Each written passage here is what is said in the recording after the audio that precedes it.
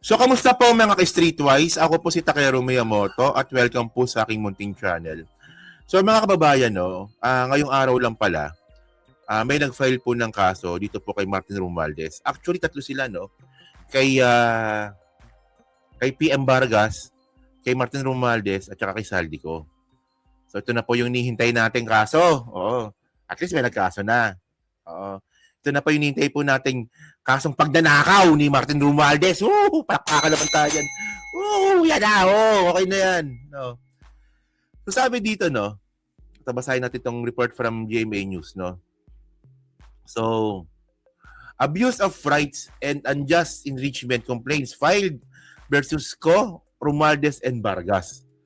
Okay, si PM Vargas po, siya po yung congressman ng Novaliches. Kay Chris Ulo.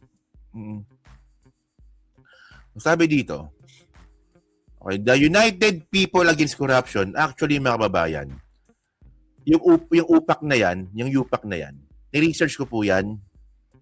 Oo. Walang yan, unknown niyang mga kababayan, unknown yan eh, yung UPAC na yan.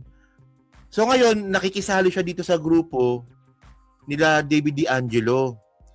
Pero nung nagrarally po kami, hindi po namin nakikita yung UPAC na yan. Bila lang po lumabas yan. So by the way, pag-usapan natin yan. So sabi dito, hello po kay Arlene. Yan, hello po. So sabi dito, the United People Against Corruption on Wednesday said it has filed a civil complaint with the Regional Trial Court. Okay, the civil complaint against former House Speaker Martin Romualdez, former House Appropriation Panel Chair Zaldico, and Quezon City Representative Patrick Michael Vargas over the flooding in Novaliches. Okay. So actually, no, naghahanap po ako ng papel, ng copy ng complaint nila. So wala po akong makita. So magbabasa na lang po tayo sa report ng media. Ang nakalagay dito, civil case, civil complaint. So, walang kwenta. Hindi nga, walang kwenta. Akala ko ba magnanakaw? Bakit civil case? Doon sa mga nang bibintang po kay Martin Romualdez na magnanakaw, tulungan niyo po yung UPAC. Baka kayo po may alam pa yung ebidensya kasi kayo yung may ingay eh. Di ba? Na, Martin Romualdez magnanakaw yan. Martin Romualdez kasuhan yan. May nagkaso na yung UPAC nga. Ang problema, kinasa sa civil case. So ano po yung magiging penalty ng civil case? Multa. Multa. Pwedeng suspension. Para hindi pa nga ata suspension eh. Para multa lang ata eh. Tulungan nyo naman sila kasi hirap na sila eh. Hirap na po sila mga kababayan, no? Turo. Magnanakaw. Tapos yung kinasuhan, civil case. Alam nyo, no, kung kayo po Marcos supporter, no, ito po yung pinambangga natin sa mga dilawan dati. Naalala nyo ba yun? Sino naka-follow sa akin? Year 2022. Nung tinatawag nila magnanakaw ang mga Marcos, anong pinambangga natin? Talo yung mga tao. Lahat ng kaso ng Marcos sa pagnanakaw, tatlo po yung kinahinatnan. Dismiss, di ba? May di-dismiss. Yung isa guilty, yung isa sa Sandigan Bayan, kay Imelda Marcos, yun nga lang, nakaapila. So, hindi pa tapos. Technically, hindi pa tapos. Yung isang kaso nila na 7 counts. Tapos, yung isa naman po, panalo sila, civil case. Panalo yung mga nagkaso, civil case. Tandaan po natin, pag civil case po, hindi po yun pagnanakaw. Dispute po yun. Di ba dispute po yung ayan yung pinagbumura ko si nung nagdebate kami ni Michael Pasible. Bobo nun eh. Kita nyo, di ba nagbablog sila tapos di pala naintindihan yung pagkakaiba ng civil case tsaka criminal case. Pa yung civil case parang ganito, itong bell. Pag-aawayan natin sino may-ari nito. Ganun lang. Dispute lang po yun. Kaya doon sa mga tao na maraming alam, na turo ng turo na si Martin Romualdez magnanakaw, Tulungan nyo yung UPAC kasi nag-file na ng kaso eh. Ibig na magngangaw-ngaw kayo dyan sa Facebook, no? Tulungan nyo yung UPAC. Baka may ebidensya kayo. File ng case, civil case. Oh. Pero ito pa malupit, hindi pa tapos yan. O, sabi dito, no? Sabi pa dito. Oh. Through UPAC, submitted the complaint to the RTC. So, RTC lang pala ito, no? The case will still be raffled according to the group. So, hindi sa ombudsman, hindi sa DOJ, sa RTC niya final yung case. Oh. So, tatanggapin talaga yan, RTC eh. Vargas has been tagged to allege anomalous projects by the Discayas, but he has already submitted documents to the Independent Commission. Okay. To prove that blah whatsoever. No? So, sabi dito, sabi ni Romualdez has said that his conscience remains clear amid. Alam niyo kasi mga kababayan ito eh. Alam niyo kung bakit ang lakas ng loob po ni Martin Romualdez na sabihin na siya po ay clear. In the first place po kasi wala silang makitang ghost project ni Martin. 'Di ba? Hindi po katulad kay Joel eh. Kay Joel Villanueva ang dami sa Bulacan, 'di ba? Oh. Na especially yung kasabot si Alcantara. Tapos, wala rin po silang makitang kumpanya na pagmamayari po ni Martin Romualdez na construction company na kumubra nga po ng mga proyekto. Wala rin ganun eh. Wala rin ganun. So, kaya malakas ang loob po ni Martin Romualdez na magbanggit na siya po ay malinis at wala pong kinalaman dyan. Alam nyo kasi mga kababayan, no, napakadali po kasi ituro ni Martin, sa totoo lang. Pero, syempre, alam po natin yung application yan. Pag tinuro si Martin, ang kasunod niyan presidente na. So, tayo naman, wala naman tayong problema eh, no? Kung si Martin ay kasabwat. Paniniwalaan naman po natin, pero pag ganito lang, na sobrang pilit na parang nagmumukha na silang tanga, kawawa naman po sila. Sobrang kawawa naman po nila mga babayan. Araw-araw nilang binabanggit na magnanakaw si Martin, tapos ngayon, ang pa-file ng kaso, civil case. Oh. Ewan ko sa mga... Di ba? Si Martin, hindi contractor. Oh, si Martin, walang flood control project na nakitang ghost o substandard. Wala eh. Ginawa na po lahat ng ICI eh. Di ba? Tandaan natin ha. Ito ha, tandaan natin ito.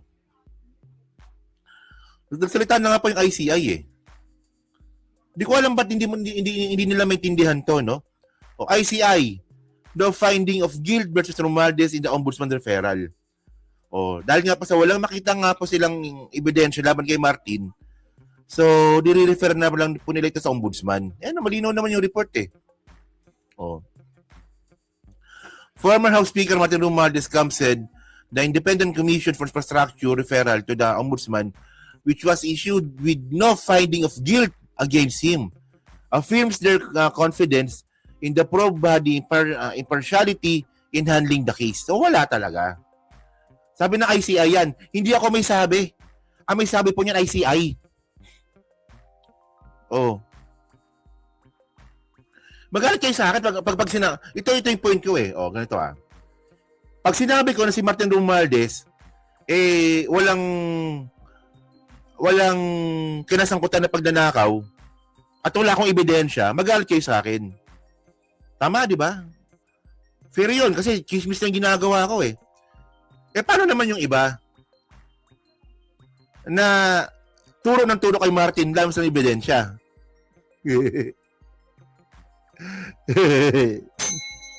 Tuloy nga natin to. Talagyan yan. O parang si Vince, di ba? Si Vince Dizon. Si Vince Dizon, di ba? Sabi ni Vince Dizon, kasi meron akong 2 dokumento dito na nagpapatunay na sangkot si Martin Romualdez. 2 dokumento yan. Ito yung statement nga po ni Gutesa at iba pa. Gutesa at iba pa. Wala siyang mapangalanan kaya iba pa. Wala siyang mapangalanan ng ibang tao na nagtuturo kay Martin kundi iba pa. Akala ko nga dati tao yun si Eva pa. Yung pala iba pa pala yun, iba pa. So, Diyos ko naman mga tao na to, no? The United People Against Corruption on Wednesday said, nabasa ko na kata to, no? So, continue natin. Sabi dito. Okay. Okay, so, ito pa. Kasi ito. Okay na yan. Si Saldi ko, okay na yan. Oo. Alam naman natin, si Saldi ko talaga mastermind yan eh. So, sabi dito, ito malupit. Alam niyo ito malupit, no? Citing data compiled by the Philippine Center for Investigative Journalism, PCIJ, UPAC said that flood control allocation for Vargas reached 944.6 million per year, or approximately 2.8 billion from 2023 to 2025. Okay, yan, okay. So pag-usapan natin 'to. Kasi wala akong makitang dokumento ng complaint nila kundi dito lang eh. So dito tayo magbabase. Ang nakakatawa kasi dito mga kababayan, wala silang sariling investigasyon, yung UPAC. Saan sila kumuha? PCIJ. Sa PCIJ sila kumuha ng ebidensya. From media. Parang ganito, no? Sige, kayo, subukan nyo kayo. Subukan nyo mag-file ng kaso. Tapos ang ebidensya ninyo, yung sinabi sa documentary show ng ABS-CBN na The Correspondence. Alam niyo yun, yung The Correspondence, di ba? Naalala niyo ba yun? Kasi pinapanood ko dati yan eh. Yung may ABS-CBN pa, no? Ngayon nata, wala na ata nun, di ba? The Correspondence. Parang ganun, mga babayan. Parang nag-file kayo ng kaso, pero ebidensya ninyo, news article. Kasi galing PCIJ eh. Alam niyo, may nakulong sa ganyan. Yung mentor ko, si Mihurada. 'Di ba? Pinagbintangan si pangalan nito. Pinagbintangan si Drilon na magnanakaw. Ang ebidensya niya, Wikipedia. Kailan kayo lalaya yun si Tandang Mihurada, no? O 'di ba? Nakuha niyo yung point ko?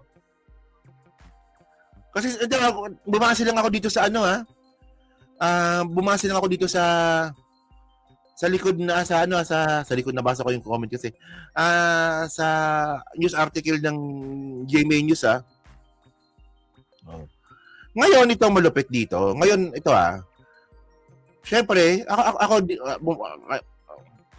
sa tingin ko naman medyo halata nyo naman no na tayo po medyo may nakakausap po tayo sa loob ng Congress. Mga staff doon, di ba? Kasi medyo halata nyo naman siguro yan eh. So, kasi, medyo nakikita nyo sa content siguro, no?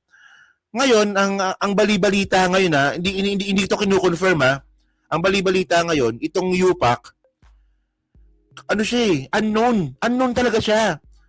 Kasi ngayon, may mga meetings yung UPAC ngayon, bago lang yan. Kasama niya nga sila David D'Angelo eh. Yung kaibigan po natin from the Bunyog, yung, di ba, sa Bunyog. Pero eventually, ngayon bago-bago lang po talaga tong UPAC na yan. Pero dati, nung nagrarally po kami, hindi po namin nakikita yung UPAC na yan. At ang malupit dito mga kababayan, no? Meron ditong pangalan na binabanggit. Yung, UPAC spokesperson, Bishop Kiko Balyaser said the flooding in Novaliches is not merely natural disaster but man-made crisis. Okay. Ngayon, ang nakalagay Bishop, ni-research ko po yung Bishop na yan. Wala po akong makitang Bishop Kiko Balyaser. Subukan nyo maghanap. Facebook, Twitter, Google. Hanapin nyo lahat. Wala kayong makikita. Kiko Balyaser. Yung article lang na yun makikita ninyo. So pati yung pare unknown. Pati yung bishop unknown. Si tandaan nyo mayroong bishop na bishop-bishopan lang. Meron din pong bishop na hindi pa pang Katoliko. Di ba? May point to. Yan, ito. Maniniwala lang kami kung lumabas niya yung Gutesa na yan. Ito may point to eh. Di ba? Pag si Gutesa po lumabas at may bitbit po na logbook na ito napapatunay na ako yung nag-deliver no sa Forbes. Di ba? Kunwari ganun nangyari, di ba? Si Gutesa lumabas, no? Kasi parang duling si Gutesa, di ba? Parang duling yung mukha nun eh. Mr. Chair, lumabas po ako ngayon kasi nakuha ko yung logbook ng Forbes. Andito yung logbook. Andito yung pangalan ko. Ganon. Nag-deliver ako doon sa ganung date. Ganung petsa. Puta, malakas na ebidensya yun. Di ba? Pero pag ganyan, si Gutesa hindi nyo makita, paniniwalaan ninyo, ang tanga mo Vince Dizon. Si Vince Dizon. Oh. Yun nga lang, no? Baka mamaya logbook na naman ni Mike Defensor yun. So yun na question, ha? Yung Kiko Balyacer na yan, Balyacer, no? Unknown po yung hayop na yan. Hindi ko alam kung... Hinahanap ko kung sino yan, eh. So ngayon, may bali-balita, no? May bali-balita na itong UPAC, hindi ko kino-confirm, ha? Pero may bali-balita ngayon na itong UPAC, ang may hawak dito, si Roslyn. Rose Nonolin. Kilala niyo si Roslyn. Si Roslyn po, siya po yung kalaban ni PM Vargas sa politika noong nakarang eleksyon. Bali-balita lang naman yun. Yan ang sabi-sabi. Pero, at least, sinabi ko sa inyo, kahit na, at least may idea kayo. Di ba? Ayun na yung bali-balita doon. Continue natin. So, ito yung sinasabi ko nga sa inyo, di ba? Wala pong ebidensya kay Martin Romualdez. Kung ebidensya, paniniwalaan po natin yan. Alam nyo, it's getting redundant no? Ito nga, ito. Sinerge ko yan Yung Kiko Balyacer na yan. Wala Ito iba to May kawain Bulacan to, iba to BP Balyacer de Herrera, iba to Quack Doctor to yung lumabas lang po na yung Kiko Balyacer, yun din po, no? Yung sa UPAC. Wala rin So ngayon, ewan ko sa mga to, no? Sino yung yung Roslyn? Ay, nabali-balita Di ba si Roslyn, di ba siya yung yung naimbestigahan sa naimbestigahan ng Quadcom sa Pogo, na siya yung connected sa Pogo, di ba? Tapos, dahil nga sa laki ng pera niya, tumakbo po siyang congressman sa Quezon City. Na ang kalaban niya nga po, si PM Vargas. Ay, nag-usap-usapan. No, pero syempre ko-confirm po natin yan kung totoo man 'yon. Para at least mga kababayan, kung totoo man ito, ma-aware po sila na alam na natin. Kung totoo. Tsaka alam nyo, no, napakalaking kabullshitan po talaga nun Mag-file ka ng kaso, tapos yung ebidensya mo, news article from PCIJ. Sa tingin nyo ba, tatawid po ng korte yun? Ebidensya nyo from news article?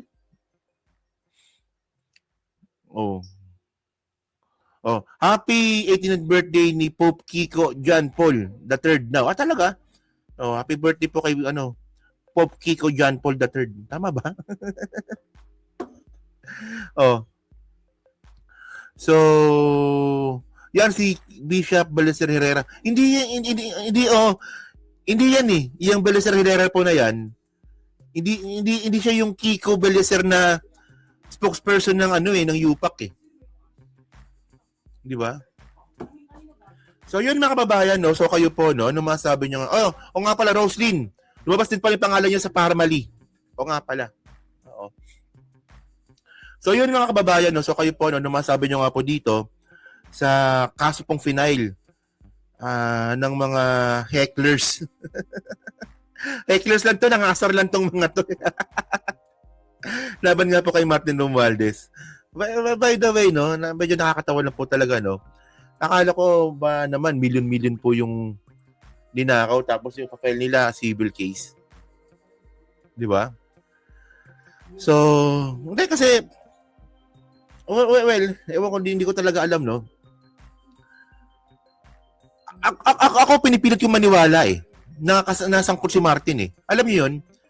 May parte talaga ng may parte ng puso ko talaga na sangkot yan Pero walang ebidensya So, alang ang ipilit ko.